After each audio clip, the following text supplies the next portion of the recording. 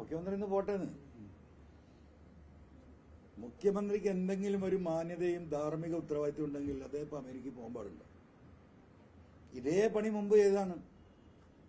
സഖാവ് കൊടിയേരി സഖാവ് മരിച്ച ദിവസം, മരിക്കുന്നതിന്റെ തലേ ദിവസം, മരിച്ച ദിവസം ആ ബോഡി AK സെന്ററിലും വഴിയിൽ പോലും പ്രദർശിപ്പിക്കാൻ അനുമതി കൊടുത്തില്ല. തിരുവനന്തപുരത്ത് ഇറക്കിയ ആ ബോഡി 5 മിനിറ്റ് AK സെന്ററിൽ കിടത്തിയിട്ട് കേരളത്തിൽ ഒരു സ്ഥലത്തും സ്റ്റോപ്പ് ചെയ്യാതെ എക്സ്പ്രസ് വേഗതയിലാണ് കണ്ണൂരിലേക്ക് പോയത്. കണ്ണൂർ അതെത്തി ആ ഉച്ച സമയത്ത് ആ ബോഡിയിൽ റീത്ത് സമർപ്പിച്ച് വൈകുന്നേരത്തെ ഫ്ലൈറ്റിൽ വിദേശത്തേക്ക് പോയ മുഖ്യമന്ത്രി കുടുംബമാണ്. കേരളത്തിലെ സഖാക്കൾക്ക് ഓർമ്മപ്പെടുത്താണ് ഞാൻ. ആ യാത്ര ഒരു ദിവസം മാറ്റിവെക്കാൻ പാർട്ടി ആവശ്യപ്പെട്ടിട്ട് അതിനുപോലും തയ്യാറാകാതെ കേരളത്തിലെ തിരുവനന്തപുരം തൊട്ട് കണ്ണൂർ വരെ ആ ബോഡി ഒന്ന് കാണാൻ വേണ്ടി വഴിയരികിൽ കാത്തിരുന്ന ലക്ഷക്കണക്കിന് വരുന്ന സഖാക്കളെ കണ്ണീരിലാഴ്ത്തി ആ ബോഡി എക്സ്പ്രസ് വേഗതയിൽ കണ്ണൂരിലെത്തിച്ച് അതിന്റെ കർമ്മങ്ങൾ ചെയ്ത് അന്ന് വൈകുന്നേരം സ്വിറ്റ്സർലൻഡിലേക്ക് വണ്ടി കയറിയ ടീമാണ്. ആ ടീം ഇപ്പം ഇന്ന് അമേരിക്കയിൽ പോകുന്നതിന് എന്താ പറയാ, നമ്മളാരും അന്തം വിട്ടൊരു കാര്യമില്ല. ഇത് കേരളത്തിലെ ജനങ്ങൾ കാണണം, സഖാക്കൾ ഇത് മനസ്സിലാക്കണം. ഞാൻ പറയുന്ന പിണറായി സൈതാണ്. ഈ ഏകാധിപത്യവും ഈ കുടുംബാധിപത്യവും ഈ സ്വേച്ഛാധിപത്യവും, ഇത് സ്വേച്ഛാധിപത്യം കൂടിയാണ്. ഇന്ന് അദ്ദേഹം പോവുക എന്ന് പറഞ്ഞാൽ കെട്ടിടം തകർന്നു പോകുന്ന രോഗികൾ മരിക്കുക, ചികിത്സിക്കാൻ എന്തായാലും ഇല്ല. ചികിത്സിക്കാൻ പോകുന്നവൻ ഗതി കെട്ടിട്ട് പോകുന്ന ഈ മനുഷ്യരെ അവരുടെ തലയിലേക്ക് കെട്ടിടം ഇടിഞ്ഞു വീണ് മരിക്കുക. അപ്പോഴാണ് മൂപ്പരെ ബീമ്പ് പറച്ചിൽ. ലോകത്തിലെ ഏറ്റവും വലിയ ആരോഗ്യസ്ഥിതി അമേരിക്കയോടാണ് കോമ്പീറ്റ് ചെയ്യുന്നത്. അമേരിക്കയോടെ ഇവിടെ തൊട്ടടുത്തുണ്ട് ശ്രീലങ്ക. ശ്രീലങ്കനോടൊന്ന് കോമ്പീറ്റ് ചെയ്താൽ മതി, പട്ടിണി രാജ്യ. അവിടെ ഈ ഗതികേട് ആരുടെ തലയിലേക്കും കെട്ടിടം പൊളിഞ്ഞു വീണിട്ടൊന്നും ശ്രീലങ്കയിൽ ആരും മരിച്ചിട്ടില്ല. അപ്പൊ ഈ രീതിയിൽ പുകമറകൾ സൃഷ്ടിക്കുക, ഊതി വീർപ്പിക്കുക, ഇല്ലാത്ത കാര്യങ്ങൾ പറയുക, അത് പ്രചരിപ്പിക്കുക, അതല്ലേ വസ്തുത. ഇതിലേറെ എത്രയോ ബെറ്റർ അല്ലേ തമിഴ്നാട്ടിൽ? നിങ്ങളത് പോയി നോക്കൂ. കേരളത്തിലല്ലേ ഇന്ത്യയിൽ ഏറ്റവും കൂടുതൽ പ്രൈവറ്റ് ഹോസ്പിറ്റലുകൾ ഉള്ളത്? കൂന് പോലെ പൊട്ടിമുളക്കുന്ന എന്തുകൊണ്ടാ? ഇവിടെ സർക്കാർ ആശുപത്രിയിലെ ചികിത്സാ സംവിധാനത്തിന്റെ തകർച്ചയല്ലേ ഈ പറയുന്ന ഹോസ്പിറ്റലുകൾ മുഴുവൻ. എന്തേ തമിഴ്നാട്ടിൽ അതില്ലാത്തത്? ഇവിടുന്ന് ഇപ്പൊ തിരുവനന്തപുരത്തേക്കൊന്ന് പോയി നേരെ കന്യാകുമാരി ഒന്ന് ക്രോസ് ചെയ്ത് നിങ്ങൾ പോയി നോക്കും. ഇവിടെ ഒരു ഗ്രാമത്തിൽ ഒരു വാർഡിൽ ക്ലിനിക്കില്ല. ക്ലിനിക്കില്ലാത്ത 2 MBBS ഡോക്ടർമാരില്ലാത്ത ഏതെങ്കിലും ഒരു വാർഡ് കേരളത്തിലെ ഏതെങ്കിലും ഒരു ഗ്രാമപഞ്ചായത്തിലുണ്ടോ? ഒരു ലാബില്ലാത്ത ഏതെങ്കിലും വാർഡുണ്ടോ കേരളത്തിൽ? തമിഴ്നാട്ടിൽ ഒരു ആശുപത്രി, പ്രൈവറ്റ് ആശുപത്രി കണ്ട് രണ്ടാമത്തെ ഒരു ഹോസ്പിറ്റൽ നിങ്ങൾ കാണണമെങ്കിൽ ഏറ്റവും ചുരുങ്ങിയ 25 കിലോമീറ്റർ നിങ്ങൾ യാത്ര ചെയ്യണം. എന്തേ ഇത്രമാത്രം ക്ലിനിക്കുകളും ആശുപത്രികളും ഈ പറയുന്ന സൂപ്പർ സ്പെഷ്യാലിറ്റി ഇവിടെ വരുന്നത്?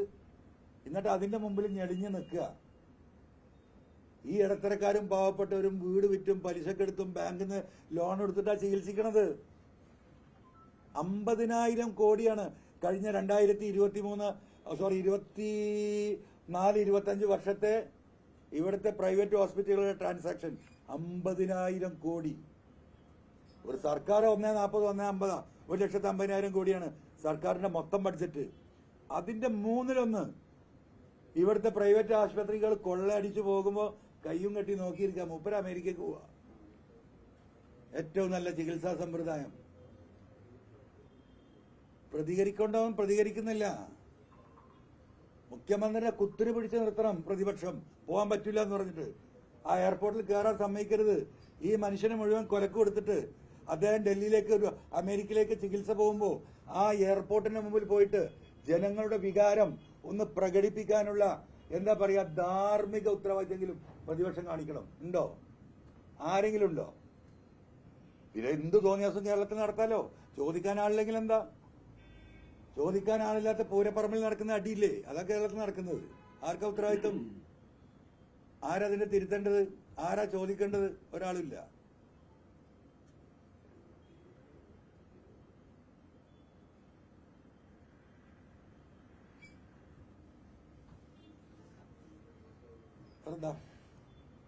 Any questions? നിയമം അവതരിപ്പിക്കാം.